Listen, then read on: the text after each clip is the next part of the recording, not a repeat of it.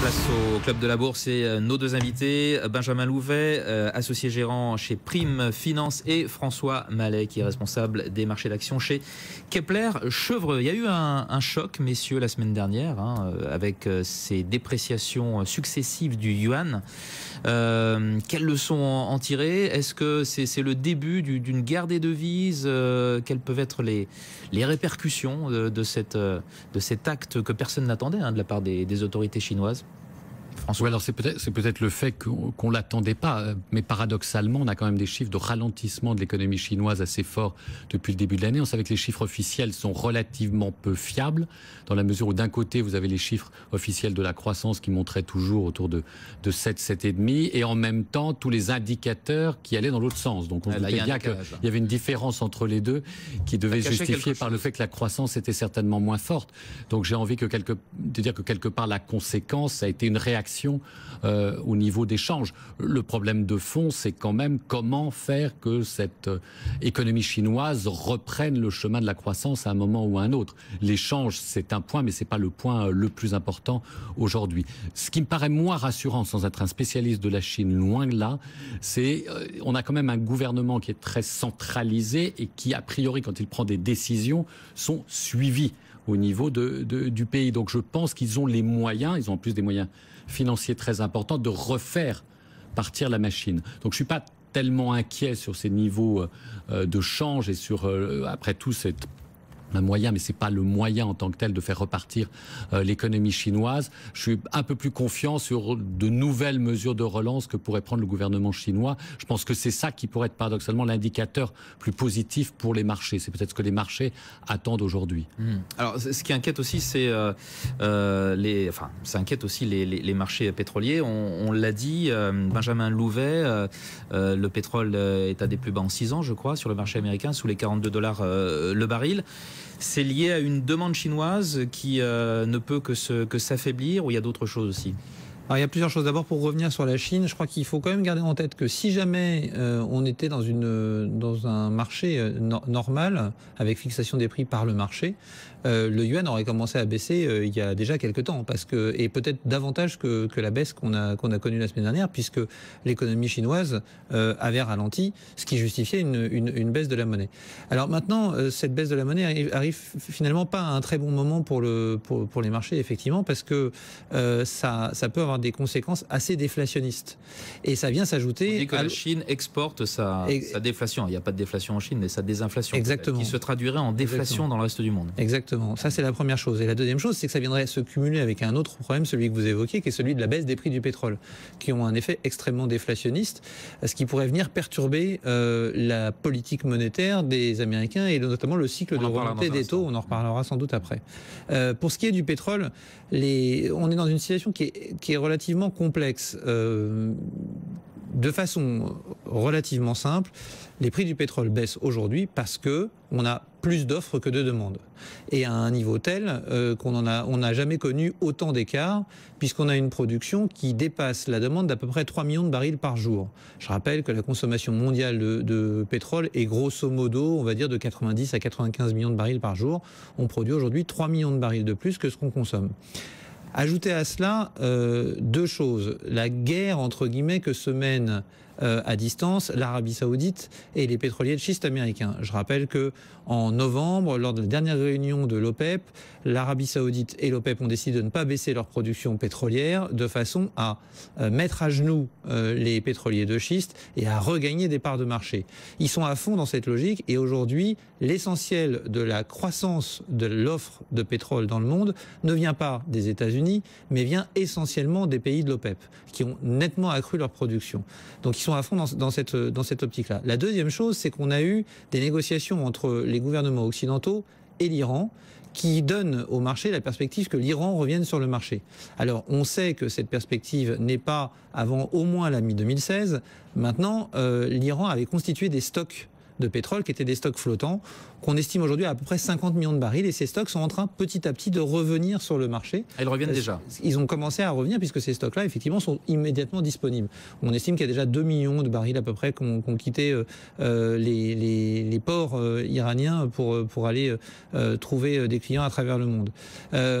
En face de ça, on a une demande sur laquelle on se questionne, à cause de la Chine notamment, même si pour l'instant la Chine continue à consommer du pétrole. Et donc on se retrouve avec une situation extrêmement tendue et délicate. Et vous ajoutez là-dessus les problématiques spécifiques conjoncturelles. Aux États-Unis, vous avez une très grosse raffinerie qui a eu un incident qui l'a obligé à arrêter sa production, donc elle consomme moins de pétrole. Et ben, vous vous retrouvez avec des stocks de pétrole énormes et donc un marché qui s'ajuste. Et puis des financiers qui appuient le mouvement. On avait un ratio mi-2014 de 14 lots à l'achat contre un lot vendeur de la part des hedge funds sur le pétrole. Aujourd'hui, ce ratio est de moins de 2 pour 1. François Mallet, la chute des cours du pétrole, on n'a encore rien vu selon vous ? Alors non, si, je pense quand même on a vu le plus gros de la chute du pétrole. Ah je oui, pense que ça va plutôt... On entend $10, $20 le baril. Oui, on a entendu ça. À un moment donné, ça me paraît totalement excessif. Et alors là, pour le coup, ne plus correspondre non plus à la demande que l'on peut observer. Je pense qu'on n'est certainement pas loin des niveaux les plus bas. Après, on prévoit, nous, plutôt une stabilisation sur ces niveaux-là, compte tenu de toutes les incertitudes dont on a parlé. Mais on ne voit pas le pétrole aller en dessous. C'est vrai que l'Arabie Saoudite a décidé de faire plier les Américains sur le gaz de schiste. Et jusqu'à preuve du contraire, ils y réussissent parfaitement. Et je pense que le mouvement est suffisant. Ils ne peuvent pas non plus se permettre eux-mêmes d'aller beaucoup plus bas sur une période assez longue. Donc je pense que là, le mouvement est à peu près terminé. Alors du coup, c'est un secteur dont il faut être complètement out, le pétrole. Je crois les pétrolières, les parapétrolières, c'est vraiment à éviter, ou comme vous dites justement qu'on va se stabiliser vers ces niveaux-là? Bon, pour le moment, nous, on n'achète pas le secteur. Moi, je regarderai au cas par cas. Je pense qu'il y a des sociétés pétrolières qui peuvent être intéressantes avec des profils de production peut-être un petit peu différents. Il y a des éléments différenciants. En revanche, sur les services pétroliers, où tous les titres se sont littéralement écroulés, et il y en a quand même un certain nombre en France que je ne citerai pas, donc avec en plus des gestions qui ont eu des petits problèmes, globalement je resterai à l'écart sur ce secteur pour le moment, parce que malgré tout, oui, je ne pense pas qu'il y ait de concentration à court terme. Benjamin. Oui, on a, pour ce qui est de la baisse du pétrole, je pense que l'essentiel est derrière nous. Deux facteurs importants qui me font penser ça. D'abord, les spreads de crédit sur le high yield aux États-Unis, sur les crédits pour les compagnies énergétiques, se sont envolés. Le high yield aux États-Unis aujourd'hui est aux alentours de 5%. Le high yield sur les compagnies énergétiques est plus de 500 points de base au-dessus de ces niveaux.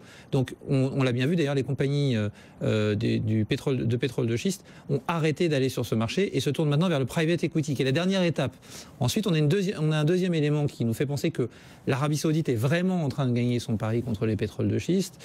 C'est que à partir d'octobre, il va y avoir la deuxième phase de renégociation annuelle des conditions de crédit avec les banques. Et à ce moment-là, on va prendre 6 mois de cours supplémentaires du prix du pétrole pour faire un cours moyen pour estimer ce que peuvent devenir les perspectives des pétroles de schiste. Et là, je pense que les conditions de crédit vont énormément se durcir pour les pétroliers de schiste et qu'on pourrait commencer à voir les faillites se multiplier. On parle quand même de 30 à 35% du secteur qui pourrait faire faillite. La question, c'est qui pourrait les racheter, et les grandes majors ont déjà dit qu'elles n'étaient pas du tout intéressées parce que ce sont des micro-productions, donc peu d'intérêt. Je rejoins Monsieur Mallet sur le fait qu'il y a un certain nombre de sociétés à commencer à regarder dans ce secteur, et paradoxalement, moi je commencerai à regarder les grosses sociétés, les majors. Pourquoi? Parce que vous avez le marché de l'Iran qui s'ouvre. Total notamment. Tout à fait. Vous avez le marché de l'Iran qui s'ouvre, oui. Et qui a des belles perspectives pour ces compagnies. Et parce que ces compagnies ont eu la capacité d'arrêter un certain nombre de projets. Il y a quand même eu, rappelons-le, 200 milliards de dollars d'arrêt d'investissement, ce qui est très mauvais pour le PIB, mais qui veut dire qu'à un moment ou à un autre, on va manquer de pétrole, parce que je vous rappelle une chose, on a trop de pétrole aujourd'hui, mais on sait une chose, c'est que dans 3 à 5 ans maximum, on manquera de pétrole. Et donc, vous allez avoir les gros producteurs qui auront une prime à ce moment-là pour la production qu'ils seront capables d'amener sur le marché. Alors, on a trop de pétrole, mais on a aussi trop de matières premières. Hein. Le ralentissement peut-être plus marqué qu'on ne pensait de la Chine, justement, pèse aussi considérablement sur les producteurs de matières premières. C'est beaucoup plus directement lié, je pense, à la croissance chinoise, qui a beaucoup tiré toutes ces matières premières. Et effectivement, le ralentissement, là aussi, ne correspond pas aux 7 à 7,5 de croissance qu'il continue à publier. C'est vraisemblablement un ralentissement beaucoup plus fort qui a entraîné là aussi cette baisse. Mais là aussi, au cas par cas, je pense qu'on n'est sans doute pas très loin des plus bas. Mais c'est directement lié au ralentissement de la croissance qu'on a observé en Chine. Et aujourd'hui, le début d'amélioration aux États-Unis, voire, on va dire, une stabilisation en Europe, parce que c'est guère mieux, vu les chiffres qui ont été publiés, sont évidemment pas suffisants pour pouvoir anticiper une reprise de ces autres matières premières. Benjamin Louvet, si on a connu l'essentiel de la baisse pour ce qui est des marchés pétroliers, les matières premières, par exemple les métaux, alors, je dirais là aussi, où il y a encore la baisse risque d'être encore importante sur, je sais pas, le cuivre, le nickel. Alors, les métaux, on va avoir deux choses différentes qui va bien falloir séparer. C'est d'un côté les métaux précieux qui, pour moi, ont connu l'essentiel de leur baisse. Hein. On le voit bien d'ailleurs récemment, malgré les différents éléments qu'on a pu avoir, des nouvelles sorties massives, puisqu'on a eu 2,3 milliards, je crois, de sorties sur le mois dernier sur l'or. Malgré tout, on a un cours de l'or qui s'est repris et qui finit par se stabiliser. On passera pas sous les $1000 l'once ? Je ne pense pas. Il faudrait vraiment qu'il se passe quelque chose d'assez extraordinaire en termes de croissance aux États-Unis pour repasser sous les $1000 l'once. D'autant que le ralentissement des bourses chinoises et le mouvement qu'il y a eu la semaine dernière sur le yuan peuvent pousser un certain nombre de Chinois peut-être à sortir des marchés actions sur lesquels ils étaient très présents pour revenir sur quelque chose de plus prudent. Donc les métaux précieux, je pense, arrivent un peu au bout de leur mouvement. Puis en plus, sur beaucoup de ces métaux, on est aujourd'hui en dessous des coûts de production. Donc on va y avoir un ajustement qui va se faire par la production. Des mines qui vont fermer. Exactement. Sur les autres matières premières, les autres métaux, les métaux de base, là, ça va vraiment dépendre de comment la Chine arrive à gérer la situation, son tournant économique. Malgré tout, on a quand même le sentiment qu'il y a eu énormément de capacités de production qui ont été amenées sur le marché pour faire face à cette croissance chinoise et qu'aujourd'hui, ça va prendre un peu de temps encore pour les ralentir ou pour les interrompre complètement. Donc je pense que sur les autres métaux, on a encore quelques difficiles mois devant nous. Alors, conséquence directe de ces inquiétudes sur la Chine, on a vu le marché parisien dégringoler. On n'a pas repris tout ce qu'on a perdu la semaine dernière, François Mallet. On reste quand même très affecté par ce qui s'est passé la semaine dernière. C'est pour ça qu'on a autant de mal à repasser le cap des 5000 points. Oui, alors c'est vrai que d'un niveau stratégique, toutes ces valeurs de croissance qui avaient connu des envolées très importantes, bon, évidemment, aujourd'hui, elles subissent des corrections, ce qui est assez logique compte tenu maintenant des perspectives de croissance qui sont révisées en baisse liées à la Chine. Toutes les valeurs liées à la Chine, vous l'avez déjà cité longuement aujourd'hui sur les valeurs de l'automobile, sur les valeurs de luxe, ont fortement corrigé. Je pense que quand même le plus gros mouvement a été fait. Alors nous on a un scénario prudent qui consiste à revenir sur les valeurs domestiques d'ici la fin de l'année, donc éviter malgré tout toute l'exposition à la Chine et aux pays émergents. Je pense quand même que le plus gros du mouvement a été fait. Maintenant, la vraie question à se poser derrière, c'est que va faire la Fed? Est-ce que finalement ce qui se passe en Chine ne va pas avoir une incidence sur sa politique monétaire? Si c'était le cas, donc on va repousser l'échéance de remontée des taux peut-être au début de 2016. Donc vous dites quoi? Ça va y avoir effectivement un report? Moi, je pense qu'ils peuvent décider de le repousser, même s'ils n'ont pas arrêté de communiquer, je le sais, sur le fait qu'ils allaient le faire, au mois de septembre, donc ils ont le choix aujourd'hui. Soit ils relèvent, ils laissent entendre très peu le taux en disant, vous voyez, on le fait quand même, alors on y va extrêmement prudemment parce qu'on n'a aucune visibilité in fine, ou bien ils décident qu'ils n'ont pas suffisamment d'éléments. Vous l'avez dit vous-même, les statistiques américaines continuent quand même à aller un petit peu dans les deux sens. Oui, il y a une reprise de la croissance, mais c'est une croissance molle. Il y a quand même ce risque, effectivement, de désinflation importée de Chine. Donc ils peuvent se dire, finalement, on a les moyens d'attendre, on va attendre le début de l'année prochaine des statistiques un tout petit peu plus claires, un environnement un peu plus clair sur l'inflation, et on verra plus tard. Ce qui peut, à mon avis, être la décision finale et qui me paraît très saine, ce qui paradoxalement n'est pas forcément mauvais par les marchés, parce que ça veut dire qu'on continue à rester dans cet environnement taux extrêmement favorable et donc des capitaux facilement accessibles. Donc pour vous, probablement pas de hausse de taux de la Fed? Non, ce qui, je tiens à le dire, n'est absolument pas consensuel. C'est largement une hausse de taux là, je crois, en septembre. Je crois que c'était 75 sur la hausse des taux, moi. Non, mais la hausse des taux, oui, d'ici la fin de l'année. Mais premier relèvement de taux en septembre, là, on est à 50-50. Ça s'est pas mal modifié. On voit un glissement s'opérer vers décembre, voire début d'année prochaine. Je rappelle deux choses. La première, c'est que le FMI avait enjoint, il y a quelques mois, les États-Unis de repousser leur décision de politique monétaire à 2016. Donc ils ont là quelque part une bonne excuse. Parce que en gros, qu'est-ce que craint le FMI et qu'est-ce qu'on peut craindre du mouvement du yuan la semaine dernière? c'est une nouvelle crise des monnaies asiatiques, comme on avait connu à la fin des années 90. Faut quand même pas oublier qu'il y a beaucoup de sociétés chinoises qui ont emprunté et qui se sont donc endettées en dollars pour faire face aux restrictions de conditions de crédit qu'on a eues en Chine, et on craint une crise comme celle qu'on a connue du baht thaïlandais et avec les conséquences qu'on connaît à la fin des années 90. Donc je pense qu'il y a beaucoup d'arguments pour Janet Yellen pour décider d'un report de hausse des taux.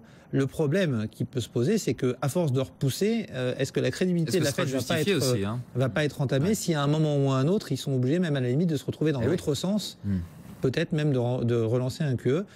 Moi, c'est plutôt mon hypothèse depuis longtemps, parce que je ne pense pas que l'économie soit suffisamment solide pour encaisser un cycle de hausse des taux. Il faudrait vraiment que l'économie soit extrêmement, qu'il y ait presque une robuste, quoi. Oui, voilà. Et là, c'est pas le cas. C'est pas le cas. On en est pas. Alterne les bonnes et les mauvaises nouvelles. Il y a un petit peu plus de bonnes nouvelles, mais pas suffisamment de... Oui, mais quand les nouvelles sont mauvaises, elles sont très mauvaises. Regardez aujourd'hui l'Empire Manufacturing, c'était une catastrophe. Alors que c'est quelque chose qui n'est pas suivi en temps normal, ou plutôt en plein creux de l'été, comme ça, on n'y prête pas une grande attention. En tous les cas, les chiffres correspondaient à rien du tout, puisque l'anticipation c'était une amélioration et qu'on se retrouve avec une forte dégradation de moins 15.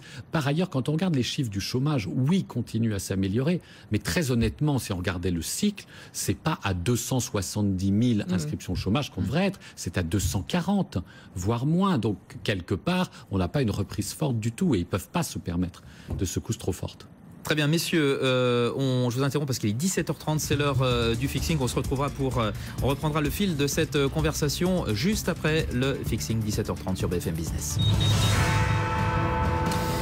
Et on retrouve pour cela Stéphane Saut-Dutheil qui est en duplex avec nous, responsable du site robot.fr. Bon, finalement, ça se termine pas si mal. On reste sous les 5000 points. Mais bon, c'est pas mal repris, plus 0,68%, Stéphane. C'est vrai, on a fait un petit peu de yo-yo aujourd'hui, on reste autour des 5000 points, mais la grosse résistance n'est pas là, elle est un petit peu au-dessus, vers 5025 et surtout 5050 points. Et le support, on l'a testé également aujourd'hui, vers 4915 points. Donc journée un petit peu pour pas grand-chose, on verra dans les jours prochains, mais je table quand même sur une stabilisation dans les prochaines séances et les prochaines semaines. Donc on pourrait retrouver les 5000 points donc. 5000 points, on y est, bien sûr. On pourrait même remonter le tenir, pourquoi pas, mais bon, pas beaucoup plus, parce qu'il y a vraiment une grosse résistance vers 5002, voire avant, et donc on manque quand même de catalyseurs, on le voit, c'est compliqué pour regagner du terrain. Il n'y a que la BCE qui reste à la manœuvre, c'est pas suffisant. Stéphane Saut-Dutheil, on vous retrouve donc à 17h35 pour la clôture définitive du CAC 40. Téléchargez l'application gratuite BFM Business et emportez BFM Business avec vous.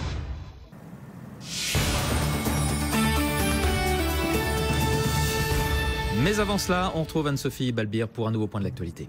Les acteurs de la filière porcine actuellement réunis au ministère de l'Agriculture. L'objectif de cette table ronde, permettre une reprise de la cotation au marché du porc breton suspendu depuis une semaine. La Cooper, les Bigard, les deux acheteurs à l'origine du bras de fer avec les éleveurs sont absents. Ils seront reçus séparément demain et mercredi. Et pour l'eurodéputé écologiste José Bové, cette crise n'est pas française mais européenne. Il faut changer tout simplement de modèle pour l'agriculture. On l'écoute. Aujourd'hui, au niveau européen, on est à 107% de production par rapport à la consommation. C'est-à-dire qu'il y a plus de porc aujourd'hui sur le marché qu'on est capable d'en absorber. Et certains groupes, comme la Coperle, ont tout misé sur l'export au moment où, au niveau international, la crise du porc, avec la baisse du yuan et d'autres phénomènes du même genre, font qu'il n'y a plus de marché international. On est dans une situation où il faut sortir du modèle tel qu'il existe aujourd'hui. Si on reste dans une solution nationale, on n'arrivera pas à régler le problème. Il y a un an, au niveau français, il y a eu un plan de relance porcine. On est allé dans le mur, la production a augmenté, des millions ont été investis, ça a été une catastrophe. Aujourd'hui, il faut qu'on ait une régulation européenne. C'est-à-dire que l'offre et la demande soient en cohérence, qu'on ne produise pas plus que ce qu'on a besoin et qu'on arrête la concurrence folle entre les différents bassins de production. L'eurodéputé écologiste José Bové, ce dossier, vous l'aurez compris, complique la rentrée du gouvernement. Mercredi, premier conseil des ministres, l'ordre du jour est léger, mais le remplacement de François Rebsamen sera dans toutes les têtes. Le ministre du Travail, redevenu maire de Dijon, doit remettre sa démission. Les mauvais chiffres de la croissance devraient également être au menu. La rentrée universitaire devrait coûter moins cher cette année, en moyenne 2 335 € par étudiant, 7% de moins qu'en 2014, indique la FAGE. En revanche, les inégalités entre les jeunes sont en progression, avec par exemple l'augmentation des frais d'inscription dans certaines grandes écoles privées. Dans l'actualité également, l'explosion d'une bombe à Bangkok, près d'un temple hindou.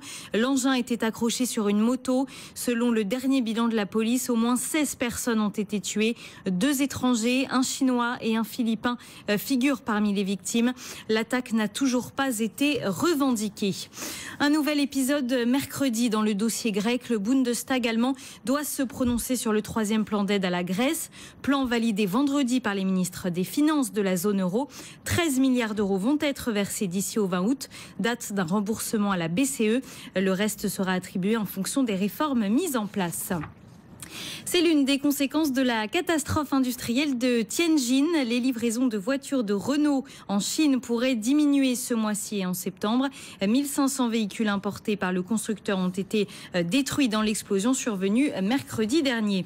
Et puis, un contrat record pour Airbus en nombre d'appareils. La compagnie indienne Indigo a confirmé aujourd'hui l'achat de 250 à 320 Neo pour une valeur catalogue de près de 27 milliards de dollars. Merci d'être avec nous sur BFM Business. Il est 17h35 et c'est l'heure de la clôture à Paris, Vincent. Absolument, une clôture positive de 0,57%. C'est un petit peu moins que tout à l'heure. On avait 0,68. Clôture définitive, 4 984 points. On retrouve Stéphane Sau-Dutheil. Stéphane, la hiérarchie des plus fortes hausses et des plus fortes baisses a été un petit peu la même pendant toute la séance. Alstom, notamment, en tête des hausses, plus 7,2%. Oui, effectivement, c'est une mal-aimée qui termine en tête. C'est assez rare pour être signalé. C'est vrai que je vous disais à 17h, en fait, que si on voulait quand même monter beaucoup plus haut et réussir à déborder les 5200 points sur le CAC 40, il allait falloir indubitablement une rotation sectorielle, parce que quand on regarde les défensives, et beaucoup de titres sont déjà très chers et sont à des niveaux un petit peu stratosphériques, et surtout avec des pentes ascensionnelles relativement fortes, qui sera difficile peut-être de garder encore pendant un temps. Et si on projette un CAC 40 à 10% au-dessus des niveaux actuels, on voit mal comment ces grosses valeurs qui ont beaucoup progressé pourraient prendre encore 10 ou 15%. Donc en fait, il faudra certainement une rotation sectorielle, et c'est vrai qu'aujourd'hui, Alstom est un cas un petit peu idéal, puisque c'est qui a été longtemps mal aimé, qui se réveille un petit peu sur aujourd'hui. Alors rien n'est gagné, bien entendu, hein. On a quand même un potentiel sur Alstom vers 30 €. On est à 27,76 environ. Donc il y a encore peut-être une belle marge de progression, et avec un risque limité, parce qu'on voit bien que 24-25, ce sera difficile à casser. Et c'est vrai que bien au rang des mal-aimés, on en a quand même un certain nombre, hein, comme EDF, comme Alcatel, comme Arcelor. Alors c'est vrai que on est quand même dans un environnement chinois un petit peu délicat. On se pose la question sur les États-Unis, voir est-ce qu'ils vont relever ou pas les taux d'intérêt et dans quel timing.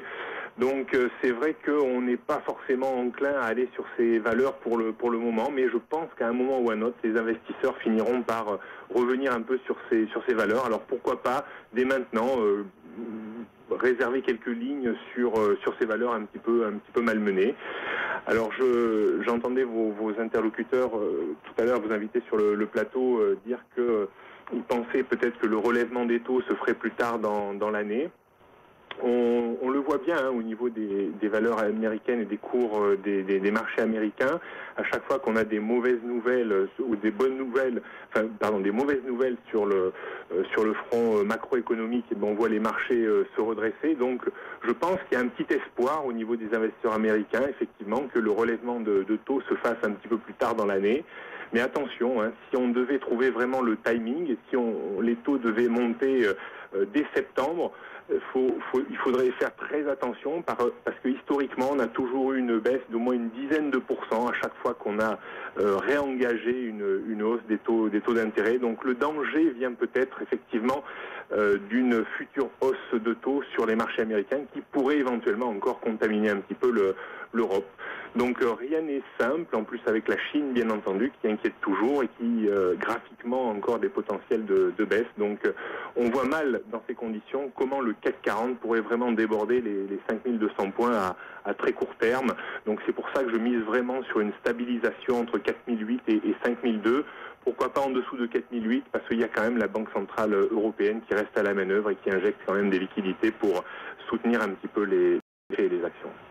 François Mallet, on revient sur les mal-aimés qu'évoquait Stéphane Sauduteil. Alstom, c'est une mal-aimée qui peut être intéressante? Oui, parce que finalement, le doute n'a rien à voir avec la conjoncture. Il a à voir véritablement avec l'approbation ou non des autorités européennes. Donc la rumeur d'aujourd'hui, c'est que c'était imminent. Ça serait effectivement très bonne nouvelle parce que si on regarde la dernière publication, les prises de commandes, c'est l'élément clé pour analyser Alstom, étaient en nette hausse, très supérieure à ce qu'attendaient les analystes. Donc les perspectives sont plutôt favorables. On sait que dans le transport, et ça sera la deuxième étape, une fois qu'on aura l'accord avec General Electric, il peut se passer beaucoup de choses. Il y a des rumeurs autour de Bombardier, autour de Siemens. Bien sûr, il y en aura autour d'Alstom. On peut imaginer qu'à terme, Alstom se marie avec un des partenaires sur le marché. Donc l'histoire n'est pas terminée avec l'accord avec General Electric. Et à mon avis, on peut aller au-delà des 30 €, ce que mentionnait votre expert il y a quelques minutes. Plus 7,2% à 27,76 € aujourd'hui en tête des hausses du CAC 40. Benjamin Louvet, Stéphane Sauduteil parlait d'une rotation sectorielle. Vous m'en parliez aussi quand on préparait cette émission, mais c'était pour dire que voilà, il y a des poches de valeur qui progressent. Et finalement, ça ne change pas grand-chose au final sur les indices. Oui, je crois qu'on a aujourd'hui une valse hésitation. On le disait, la situation macro est relativement compliquée. Le calendrier de changement de politique monétaire de la part des États-Unis est difficile à définir. La Grèce, effectivement, on s'en sort un peu mieux, mais on a toujours des incertitudes. La Chine, on ne sait pas bien où on va. Le Brésil aussi s'agite pas mal en ce moment. Il y avait plusieurs centaines de milliers de Brésiliens dans la rue hier pour réclamer la démission de Dilma Rousseff. Donc on a quand même un certain nombre de points d'interrogation, ce qui fait que les marchés ont du mal à trouver un nouvel élan pour repartir de l'avant. Et c'est un peu ce que nous, on anticipe. On pense que les marchés vont pas s'effondrer parce que les politiques monétaires sont là pour les soutenir en cas de besoin, mais on risque d'avoir un peu de volatilité à la baisse. Et aujourd'hui, on est plus dans la problématique d'arriver à identifier les secteurs qui s'en sortiront le mieux. Et donc, on est pour nous vraiment dans un marché de stock picker, d'identifier les potentielles cibles d'opérations financières et également ceux qui sont sur les marchés les plus solides dans un contexte aussi incertain que celui-là, donc des valeurs plutôt un peu défensives. Et donc, on voit effectivement des rotations sectorielles se passer. Je rappelle, sur le S&P 500, c'est très frappant aujourd'hui. Vous avez plus de 50% des valeurs qui sont orientées à la baisse à court terme. C'est-à-dire que vous avez plus de 50% des valeurs qui ont leur moyenne court terme qui est en dessous de leur moyenne long terme. Donc on est dans un mouvement plutôt orienté à la baisse. Et malgré tout, le Dow Jones, il y a une espèce de croisement là. Ouais, et malgré tout, le S&P croix de la mort continue à progresser. Ça montre bien qu'en fait tout ça est tiré par quelques valeurs et donc il faut savoir déceler les réserves de performance qui restent dans un marché qui devient un peu topiche. En parlant en valeur, Stéphane Sauduteil, un petit commentaire peut-être sur l'automobile. On voit que de nouveau les valeurs automobiles sont attaquées aujourd'hui. Alors il y a Renault qui parle d'un impact de la catastrophe de Tianjin sur ses livraisons en Chine. Puis il y a Peugeot qui, sans nouvelles particulières, baisse aussi aujourd'hui. C'est un secteur qui va rester sous pression. C'est vrai qu'on avait vécu quand même un beau début d'année sur les valeurs automobiles. Renault était quand même quasiment à 60 € depuis le début de l'année. On est encore à 80 €. On est passé à 100 €. Donc c'est vrai que on consolide, on corrige un petit peu assez logiquement finalement cette hausse de début d'année. Je pense pas qu'il faille vraiment trop être effrayé par le secteur automobile. Moi je reste quand même assez confiant. Renault arrive, je pense, sur des niveaux où on pourrait commencer à envisager de revenir un petit peu sur le titre entre 80 et 82 €. Il y a d'excellents supports dans cette zone-là. J'aime beaucoup Peugeot également. Alors c'est historique, je soutiens le titre Peugeot depuis plusieurs années maintenant, un petit peu contre vents et marées, mais c'est vrai qu'on est en train de vraiment repartir franchement de l'avant à long terme, Alors même si on était reparti un petit peu vite en début de cette année, on consolide également. C'est une consolidation qui se fait relativement latéralement entre 16, 17 et 19 euros. Donc je crois qu'il y a encore un potentiel de hausse intéressant à moyen long terme sur Peugeot. J'imagine bien le titre capable de rallier les 20-25 euros. Donc ça ne me dérangerait pas du tout d'engranger du Peugeot entre 16 et 17 euros, quasiment sur les cours actuels. Même si effectivement on peut avoir encore une petite zone de turbulence, surtout si la Chine devait réinquiéter un petit peu à très court terme. Mais je crois que c'est un secteur qui rebondira vraiment d'ici la fin de l'année. François Mallet, Peugeot à 25 euros. Écoutez, graphiquement, je ne suis pas un spécialiste, mais fondamentalement, je dirais que dans un marché automobile qui va donc devenir plus difficile par définition, la croissance va se ralentir et c'est pas simplement la Chine. Je serais plus enclin à aller vers des sociétés plus solides qui n'ont pas tous les problèmes de restructuration qui sont nécessaires chez Peugeot, plutôt vers des constructeurs allemands, qui me semble actuellement peut-être un petit peu mieux positionné, voire même si on regarde au niveau des sociétés françaises, Renault, qui a un positionnement modèle qui à mon avis est un tout petit peu plus convaincant que celui de Peugeot. Stéphane Sauduteil, un petit commentaire sur le pétrole, parce qu'on en parlait aussi avec vous, François Mallet, tout à l'heure, les valeurs pétrolières. François Mallet nous disait attention, bien entendu, compte tenu du contexte. Que dites-vous ? Je dis également que le pétrole est quand même vraiment bottomish, en fait, proche vraiment à mon sens d'un point bas majeur. On le voit également sur tous les indicateurs techniques qui sont très tendus, même en divergence haussière. Ça veut dire qu'on valide des nouveaux points bas, mais que les indicateurs s'essoufflent. Donc on sent que 40 pourrait être vraiment un point bas majeur. Je n'envisage pas un retour sur les $30 comme beaucoup d'experts le prédisent. Donc je pense qu'on pourrait remettre vraiment les doigts dans les valeurs pétrolières. Alors c'est vrai que moi j'aime beaucoup Total. Je pense que Total entre 42 et 44, il ne faut pas du tout hésiter à mettre la valeur en portefeuille, parce que j'imagine bien la valeur vers $50 au moins en reprise sur la fin d'année, avec certainement un rebond à mon avis à venir peut-être sur le pétrole.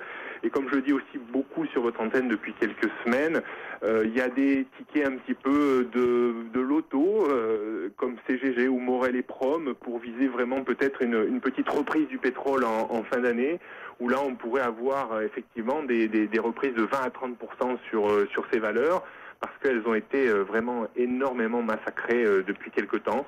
Donc il y a un moment, je pense qu'on aura des corrections techniques, et puis les vendeurs à découvert certainement se feront prendre un petit peu les doigts dans la porte. Donc pourquoi pas y aller, mais vraiment en tant que ticket un petit peu de loterie, avec des lignes vraiment très restreintes. Donc quelques valeurs intéressantes dans ce marché bottomish, nous dit Stéphane Sauduteil. Merci Stéphane. Responsable du site robot.fr, Benjamin Louvet, François Mallet, vous restez avec nous, on fait une petite pause et on se retrouve pour la dernière partie de ce Club de la Bourse sur BFM Business. BFM Business, Intégral Bourse, 15h, 18h, la bourse en temps réel. Les talents du trading sont de retour pour une 4e saison sur BFM Business. Dès fin octobre, 10 candidats s'affronteront pour devenir le talent du trading 2015. Chaque semaine, affrontez des milliers d'investisseurs et réalisez les meilleures plus-values pour vous qualifier. Pour participer à cette grande compétition et commencer à vous entraîner dès maintenant, inscrivez-vous sur lestalentsdutrading.fr. Les talents du trading, bientôt sur BFM Business. Les talents du trading, en partenariat avec Saxo Bank, le spécialiste de la bourse en ligne.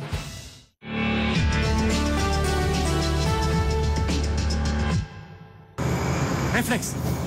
Je Sikaflex. Avec Sikaflex High-Tac, collez instantanément même les objets lourds. Sikaflex, le réflexe.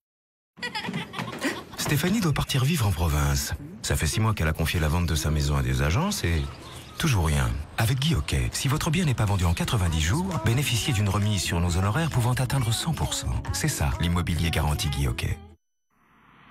Apprendre une langue avec Babel, c'est comme partir en voyage. Où vous voulez et quand vous voulez. Facile et amusant, Babel vous ouvre de nouveaux horizons. Un voyage vers de nouvelles cultures et de nouvelles aventures.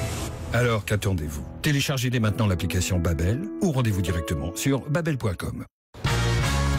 Le voilà!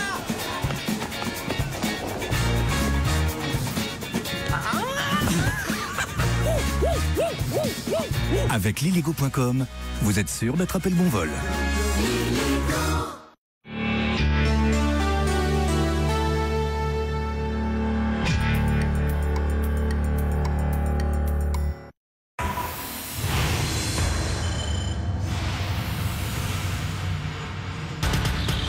BFM Business, Intégral Bourse, jusqu'à 18h, le Club de la Bourse. Allez, c'est les 10 dernières minutes de ce Club de la Bourse dans Intégral Bourse, toujours avec nos deux invités, François Mallet et Benjamin Louvet. On va continuer de parler du pétrole parce que c'est vraiment le thème le plus fort en ce moment, au-delà de ce qui se passe en Chine. La Chine y est pour quelque chose, bien entendu. Benjamin Louvet, c'est votre spécialité, les matières premières, le pétrole. Quid des valeurs disons, parapétrolières américaines, là, elles donnent vraiment des signes de faiblesse et on sent véritablement qu'il y a des faillites qui se profilent. Hein. Parapétrolière et puis pétrolier de schiste, effectivement, on l'évoquait tout à l'heure. C'est dead, le pétrole de schiste aux États-Unis? Alors pour moi, on approche du à $40, du moment de vérité. Ça vaut le coup encore de pomper ou ça dépend. Vous savez, on voit un peu tous les types d'articles parce qu'il y a des gisements qui sont rentables à $30 aux États-Unis, mais c'est pas la majorité. Manifestement, le business aujourd'hui est très menacé. Alors, on a deux choses. D'abord, on commence vraiment à avoir des difficultés pour les financements. Donc, on voit pour l'instant le nombre de forages continue à se maintenir. Après avoir beaucoup baissé, il a tendance à se stabiliser. Ce qui fait penser à certains que c'est peut-être le moment de revenir sur les sociétés parapétrolières et les sociétés de services pétroliers. Je pense que c'est un peu tôt parce qu'effectivement, comme je le disais tout à l'heure, les conditions de financement sont de plus en plus difficiles à trouver pour les pétroliers de schiste. Il faut rappeler le modèle du pétrole de schiste. Le modèle du pétrole de schiste, ce sont des petits puits qui produisent beaucoup la première année et peu après. Donc ça veut dire quoi? Ça veut dire que vous empruntez de l'argent, vous forez, vous retirez entre 150 et 200 barils par jour pour un puits qui vous coûte à peu près $7 millions. Ça dure pendant un an, puis après, d'un seul coup, vous avez perdu à peu près 70% de votre production. Donc ça veut dire que vous devez recreuser, refinancer.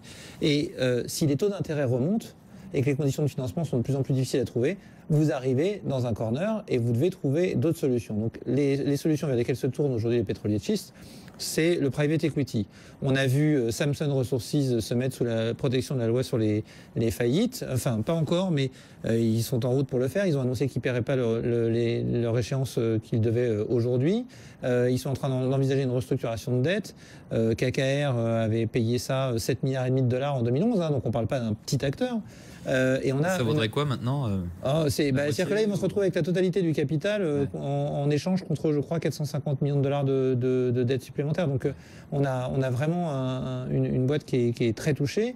Vous avez Hercule, la semaine dernière, qui a annoncé également une restructuration de dette complète avec transfert de la quasi-totalité de l'equity. Donc, vous avez vraiment des situations qui deviennent très problématiques et ça va devenir de plus en plus problématique. Ça veut dire quoi? Ça veut dire baisse des investissements, donc baisse des commandes aux services parapétroliers. Et donc, moi, je pense qu'il est beaucoup trop tôt aujourd'hui pour revenir sur les services parapétroliers. Et j'éviterai bien évidemment les services de production de type shale aux États-Unis parce que, au-delà du fait que ce sont des boîtes qui sont en cash flow négatif pour la quasi-totalité d'entre elles depuis qu'elles ont commencé, au-delà du fait qu'elles n'ont plus de capacité à trouver des conditions de crédit, vous avez aujourd'hui leur seul espoir, entre guillemets, c'est de trouver quelqu'un qui veuille les racheter. Et on parle comme je le disais, de petits puits très, très dispersés sur le territoire. Donc on avait évoqué à un moment le fait que ça pourrait être intéressant pour Shell ou pour BP de racheter ces sociétés. Shell et BP ont clairement dit que ça ne les intéressait pas du tout, à moins d'arriver à trouver 10 acteurs à fédérer qui ne travaillaient que sur un seul champ pour avoir beaucoup de puits à un seul endroit. Sinon, c'est pas intéressant et pas rentable pour eux. Donc je pense qu'on va avoir un taux de faillite effectivement assez important et que la guerre entre l'Arabie Saoudite et les pétroles de schiste qui a commencé il y a maintenant, on va dire 10 mois, est en passe d'être gagné par l'Arabie Saoudite. Mais si le combat a été plus long que prévu, je pense que la fin du combat, contrairement à ce que beaucoup pensent, va être beaucoup plus violente que ce qu'on attend. Et je ne serais pas étonné, dès début 2016, de voir les prix du pétrole repartir assez sensiblement à la hausse pour retrouver les niveaux de $60, $65. D'accord. François Mallet, pour rester dans ce thème des parapétrolières, il y en a quand même certaines qui peuvent s'en sortir. Bon, on peut parler des plus petites et des plus sans difficulté, mais oui, mais là Technip, aussi, par exemple, je voyais, bon, c'est la plus forte baisse du jour, mais s'il devait en rester voilà, quelques-unes. Et justement, on est peut-être un petit peu tôt. Il va falloir attendre que cette bataille, voir un certain nombre de leurs concurrents qui vont effectivement souffrir, voire disparaître, et essayer de distinguer. Mais c'est un petit peu tôt celles qui vont pouvoir effectivement sortir gagnantes de ce contexte. Mais je ferai moi extrêmement attention, c'est ce qu'on appelle finalement dans notre métier les value traps, ça a l'air pas très cher, mais sur des anticipations de résultats qui sont par définition complètement fausses compte tenu de l'environnement, je pense que c'est un petit peu trop tôt, même pour la société. J'ai peur qu'on a déjà eu un avertissement sur les résultats, j'exclus pas qu'il y en ait encore un au trimestre suivant, voire au trimestre d'après, et enfin on reviendra sur des bases plus saines de résultats. De toutes les façons, si effectivement les prix du pétrole se reprennent début 2016, alors là on aura de nouveau une anticipation de reprise du cycle sur les services pétroliers. C'est peut-être à ce moment-là qu'il faudra se repositionner, mais il n'y a pas d'urgence sur les niveaux actuels. Un secteur qui souffre beaucoup, c'est la sidérurgie, et ça, c'est pas une nouveauté. Est-ce que, pareil, ça fait partie des secteurs à éviter? Oui, parce que là, c'est pareil, il y a beaucoup de restructurations qui sont en cours. D'abord, il y a une restructuration qui est liée au fait que beaucoup de capacités de production se sont déplacées en Asie, et notamment en Chine. Que beaucoup de ces capacités de production sont, entre guillemets, subventionnées d'une façon ou d'une autre par des prix sur l'électricité ou des choses comme ça, ce qui fait qu'on a aujourd'hui des capacités excédentaires de production qui font que là on a pas la Chine qui va acheter cet acier, parce que déjà ils en produisent eux-mêmes et ils ont un yuan, ou ils vont avoir un yuan de plus en plus faible. Oui, et puis il y a un autre élément qui fait penser ça, c'est que on parle d'un ralentissement chinois. On sait que les Chinois avaient mis en place sur l'acier des taxes à l'exportation pour éviter que l'acier qui était produit chez eux quitte leur pays. Les taxes à l'exportation, le régime a été très assoupli. Donc ça veut clairement dire ce que ça veut dire. Aujourd'hui, la Chine se retrouve plutôt en phase d'avoir trop de capacités de production. Maintenant, couper ces capacités de production, ça veut dire encore réduire la croissance. Et les Chinois ont toujours plutôt préféré aider leurs industries que de les condamner.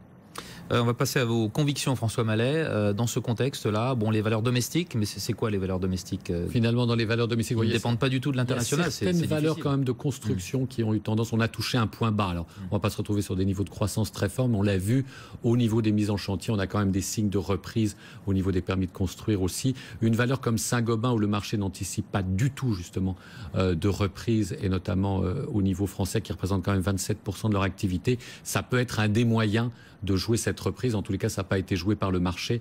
Donc nous, ça peut nous paraître un pari intéressant. Le deuxième secteur qu'on peut considérer comme domestique, c'est le secteur des médias, un secteur que vous connaissez bien. Malheureusement, sur votre maison mère, l'histoire est déjà un petit peu jouée, donc on est obligé de regarder d'autres valeurs. Une valeur à laquelle on s'intéresse, nous, à nouveau, c'est Lagardère, qui a une stratégie intéressante. Alors, c'est pas sur le thème domestique, je suis désolé parce que je parle du thème domestique, mais c'est plutôt c'est un peu sur le contre-exemple, puisque c'est aux États-Unis. C'est le contre-exemple. C'est une acquisition aux États-Unis. On sait qu'actuellement, compte tenu des coûts de financement, la moindre acquisition a un effet très significatif sur les résultats. Donc, c'est très positif.